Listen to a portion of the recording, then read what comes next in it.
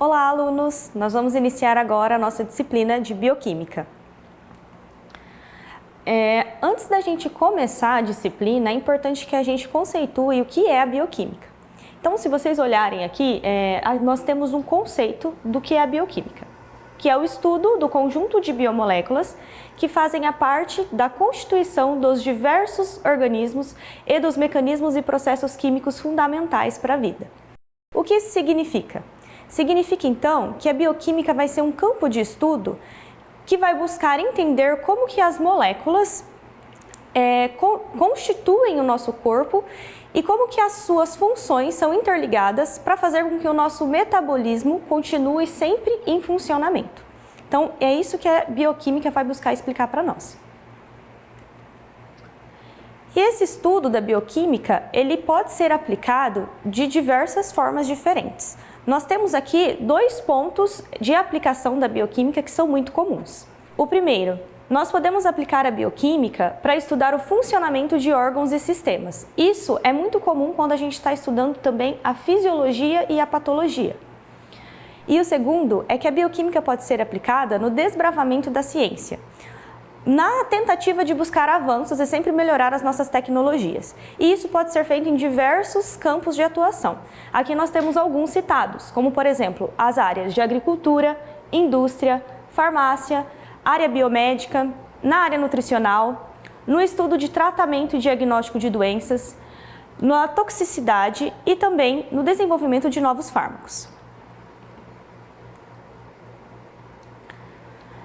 Lá no nosso material, quando a gente começa a falar de bioquímica, ou seja, na nossa introdução, a gente precisa conceituar também a lógica molecular da vida, que é sob esse sistema que a bioquímica funciona. O que é a lógica molecular da vida? O nosso corpo ele é constituído de células, e essas células ainda são constituídas por unidades que são mais simples e menores, compostas por elementos químicos. Então a gente precisa entender muito bem da biologia e da química para buscar compreender o que é essa lógica molecular da vida. Se vocês repararem também, aqui nessas imagens, nós dizemos que a lógica molecular da vida, ela tem uma associação entre a macroscopia e a microscopia.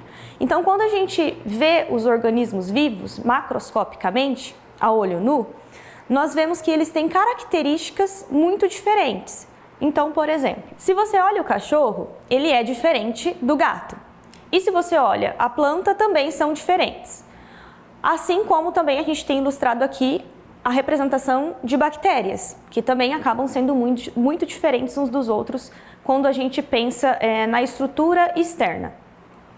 Mas, quando a gente vai olhar para o interno, nós temos a microscopia bem semelhante, porque todos são constituídos por células. Essas células elas podem se diferenciar em alguns componentes e funções, como por exemplo, a célula animal que está destacada no centro em azul, ela tem características diferentes da célula vegetal que está destacada em verde. Mas se vocês olharem no desenho, tem várias organelas, várias estruturas que são comuns e essas funções acabam sendo compartilhadas também. Então, a lógica molecular da vida tem a ver com isso, da gente ter uma unidade básica estrutural, que são as células, e que dependendo da organização delas, elas acabam tendo uma complexidade diferente e culminando em um resultado macroscópico diferente também.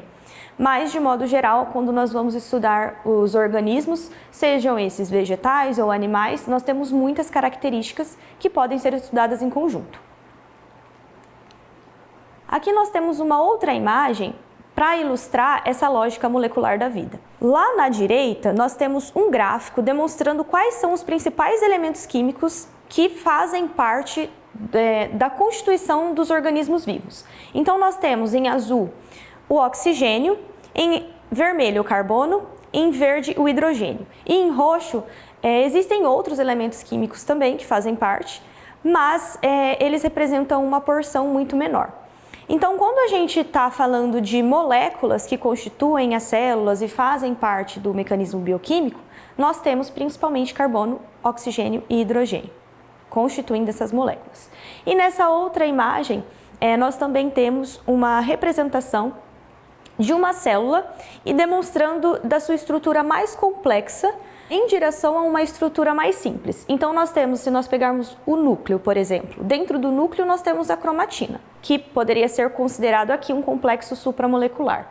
Dentro dessa cromatina a gente tem o DNA organizado. E o DNA, nós vamos ver nas próximas aulas que ele é uma biomolécula, né? Aqui ele está denominado como uma macromolécula. E este DNA ainda vai ser constituído por unidades menores, que são unidades monoméricas, chamadas de nucleotídeos. Então, nós precisamos entender toda essa organização desde lá o início dos elementos químicos, porque a bioquímica é muito completa de reações químicas e sem compreender como esses elementos químicos se organizam e funcionam, a gente não consegue entender a bioquímica propriamente dita. Quando nós pensamos no metabolismo, nós estamos considerando o conjunto de processos químicos que acontecem na célula. E esses conjuntos de processos químicos, eles acontecem justamente para manter a célula em funcionamento. E para isso ela precisa de energia. Então as reações químicas, elas vão acontecer de forma a manter o equilíbrio energético da nossa célula. Então nós temos esse quadro aqui, em que nós temos 3 exemplos de reações químicas. A letra A, por exemplo, está reagindo com o B para formar um produto C. Aqui nós temos uma diferença de energia, que seria esse ΔG, negativo, né? Menos 45 joules. Isso significa que essa reação aconteceu e a energia foi liberada e não consumida. Na segunda reação de D mais E, formando o produto F, nós temos essa diferença negativa também de energia, seguindo o mesmo padrão da primeira reação. E na terceira reação, em que nós temos o produto C formado na primeira reação e o produto F formado na segunda, reagindo para formar um produto G, nós temos uma diferença de energia positiva. Então, indica que a reação consumiu energia. Quando a reação consome energia, nós classificamos ela como endergônica. E quando ela libera energia, ela é exergônica.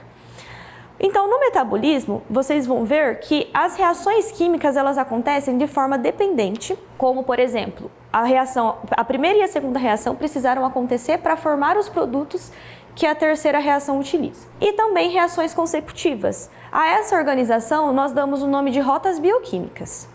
O metabolismo, então, vai ser formado por um conjunto de rotas bioquímicas, e ele pode ser classificado em 2 tipos, o catabolismo e o anabolismo.